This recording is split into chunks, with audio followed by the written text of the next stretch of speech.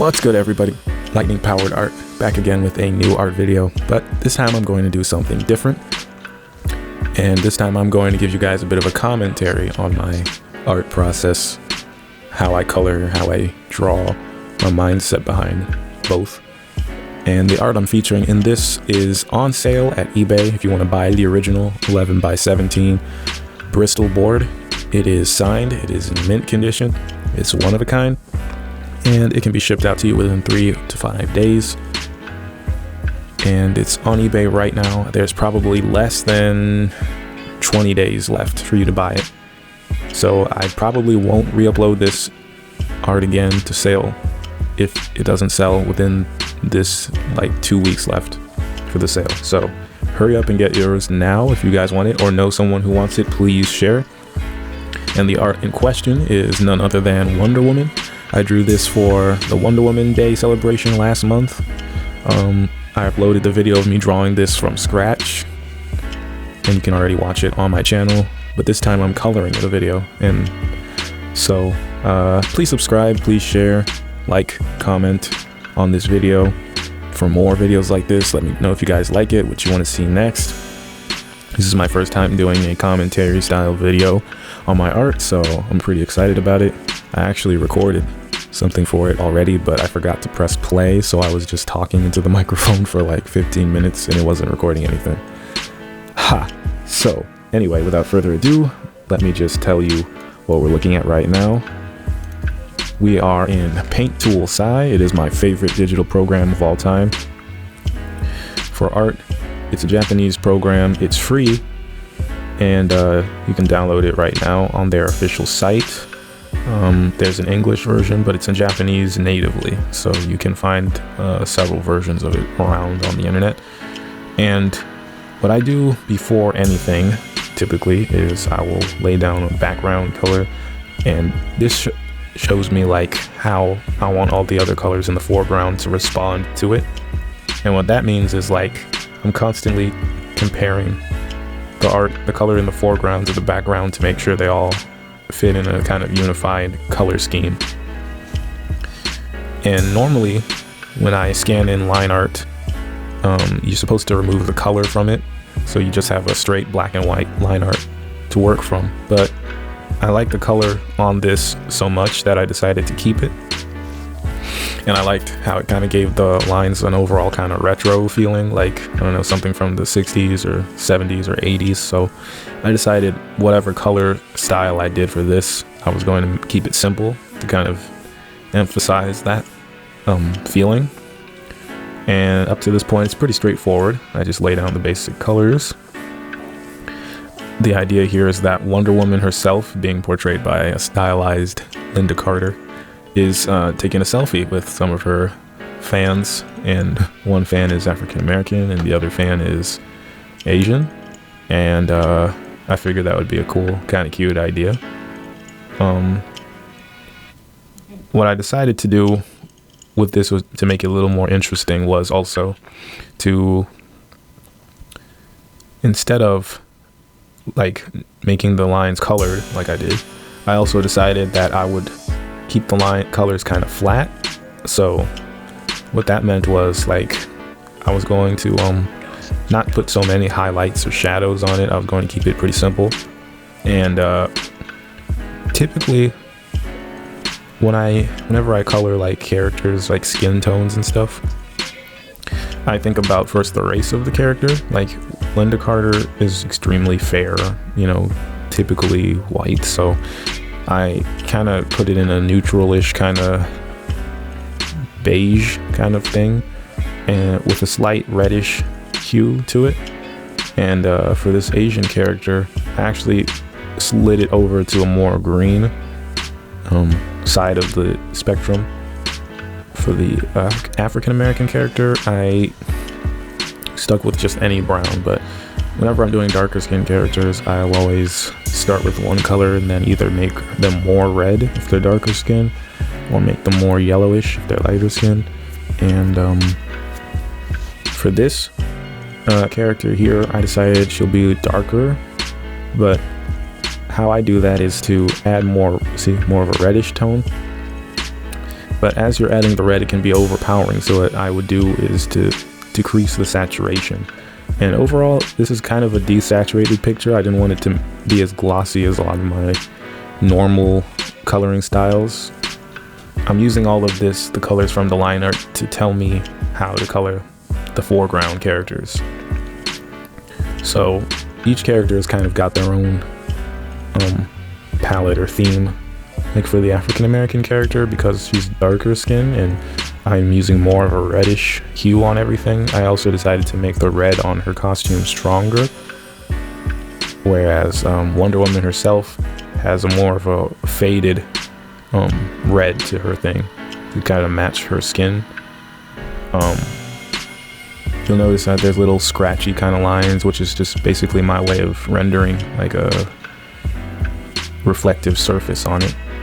And because all the characters here have like blackish hair, I didn't want that mold to kind of get repetitive. So what I did was colored Linda Carter, or Wonder Woman rather, her hair kind of a bluish, deep green kind of color. And then the African American girl's hair is blue too, but it's more of a gray. And the Asian character has a green, like straight moss kind of green. Maybe it's a wig, or maybe she dyed her hair. I guess because the eyebrows are also green, maybe she just dyed them both to match. And she's wearing a Wonder Woman shirt instead of a costume.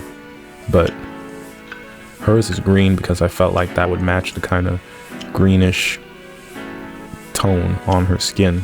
They would call that olive, like in makeup, the makeup industry. And then to keep it a little more interesting, I put a red overlay. And they typically say you're never supposed to use gradients, but every pro I've seen will find a way to sneak gradients in there at some stage. And I use gradients a lot, and I'm not ashamed of it.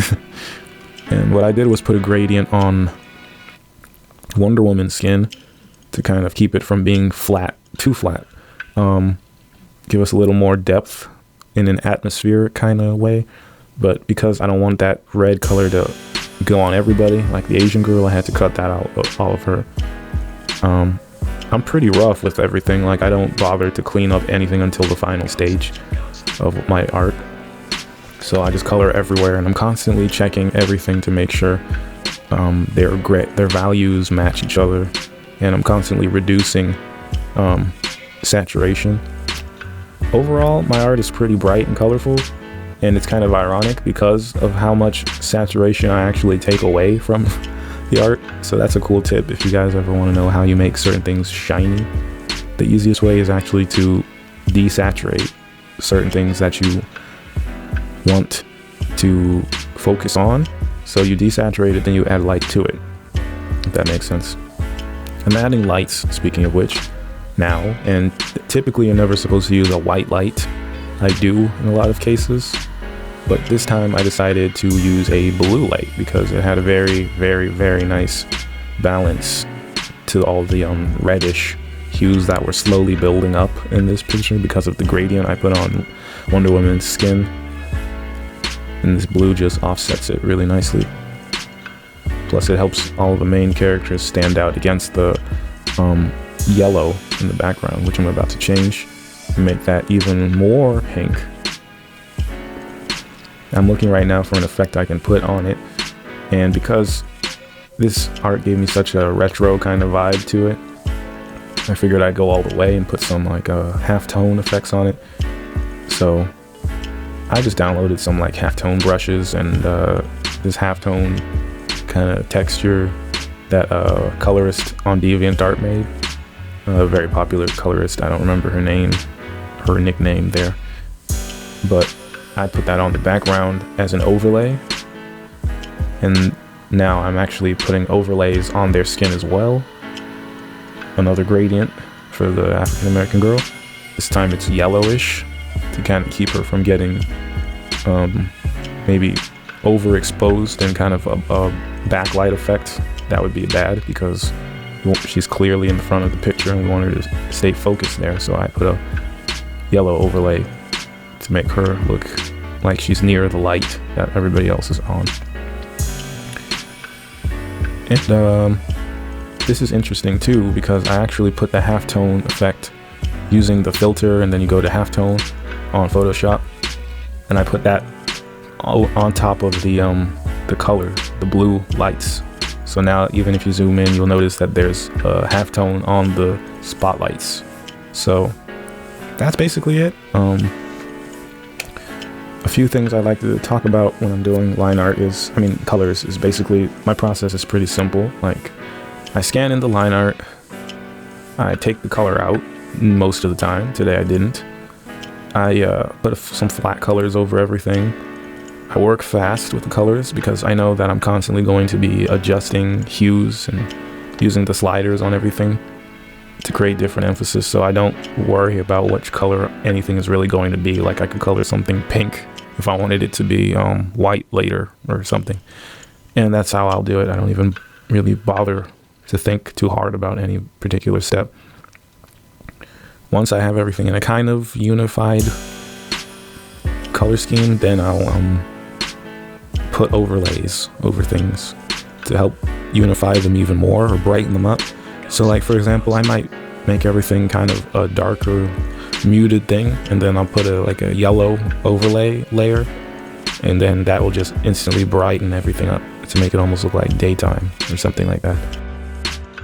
I kept it simple, and I think it works really well for the line art, and the color in the line art helps to make the whole thing more retro and kind of give us a different emotion. And that's an interesting theory too, where you can color line art a certain way to make something look more natural. Like, typically, like, if you go to like a Disney, if you watch a Disney movie or something, they'll almost never use the color black on line art. And they don't do that because in real life people don't have outlines around their body, right? So by using non-black as a color for outlines, you can create more realism in your line arts. It kind of takes the focus off the line weights as well, and it helps to blend your colors a little bit better. But because I typically work in comic books and not animation, I don't worry too much about coloring my line art. But that might change one day, who knows? And the reason why they use black lines in comic books and bolder black lines than, say, anime is because, you know, it's traditionally always been an industry dominated by inkists, or inkers rather. And what the inker would do to the line art, the pencils would like literally define the look of the entire book. So a bold line was a big statement you were making. It's like you were saying a character was large and powerful, and whatever the lines were around was important, versus using smaller lines, which says something is further away, it's less important, it's more common, you know, it's a detail that can be overlooked. So those are just little things and theories that you can use, and that I like to use to help make my art stand out a little bit. And for the line art on this, I actually kept it pretty simple. I pretty much used two inks the entire time. This piece was inked with Copic multiliners and Faber-Castell pens, but I didn't even use half of each set. I just wanted to keep the lines pretty simple and clean here. And I figured because that's all women in this picture, I wanted the lines to be softer than if it was a picture with a bunch of big muscular guys, where you would probably use bolder lines. So because of that theory again that I was telling you guys about. So that's the reasoning behind this one. And let me see what else I can note. Oh yeah, I used kind of negative spacing, but I cheated on the curls on the African American girl. I noticed some of my favorite artists would do that, where they would draw the outside of the item that they want you to see. So rather than drawing the entire outline of an object, and this is basically the theory of negative space, you can draw only an edge of something and then let the people's brains tell them, you know, this is what it is. So with the line art, I left broken lines on her hair deliberately, and it just instantly made the thing look fluffier. Her hair could instantly tell they're braids, right? Because, or I mean, rather twists, because they're not straight strands or wavy strands, and they're not outlined completely from the base to the tip like, you know, Wonder Woman's hair is. And on the Asian girl with the shorter hair, I figured I would use shorter, straighter lines to say that this was more like straighter hair versus Wonder Woman's waves. So those are just little things that, you know, you can do to imply textures, imply weights, imply depths, imply fabrics to your line art. And if you notice on the screen, there was a lot of images with people flashing around in different art, and that's just me looking at references to get a good idea of what colors I want to use in the picture. I'm always using references, and that doesn't mean I'm drawing what's on the reference, but rather I'm just seeing what colors are on the reference or what angles, what elements I should be focusing on in my own composition. You can straight out pretty much trace a reference if you want. It's not a big deal, but I wouldn't do it simply for the fact that when I'm using a reference in the past, when I was still learning like the very basics of drawing, I was using references so I could commit them to memory, not so that I could keep needing to use them to understand like basic ideas about human anatomy. So it's possible I didn't know how to draw a fisheye perspective of something, right? So I would use a reference. I would continue to study it until eventually I didn't need to look at it anymore. And that's how I would use references and use them to this day. And so that's basically it. Like, comment, subscribe, share this video. Let me know what you guys want to see next. Don't forget, this art is available for sale at eBay if you want the original. And you can commission me now if you want art made specifically for your project or as a gift or whatever else you need it for. If you have a comic book or you have some other project that needs art, colorists, pencilers, let me know. I do it all. I even do NSFW work. For those of you who are looking for that, let me know as well. Links are in the description box for all the references you need, all my social media, and I will see you guys next time, maybe with another commentary video. I thought this was pretty cool. I like doing it. I wouldn't mind doing another one. But let me know what you guys think, and I will see you next time. Peace.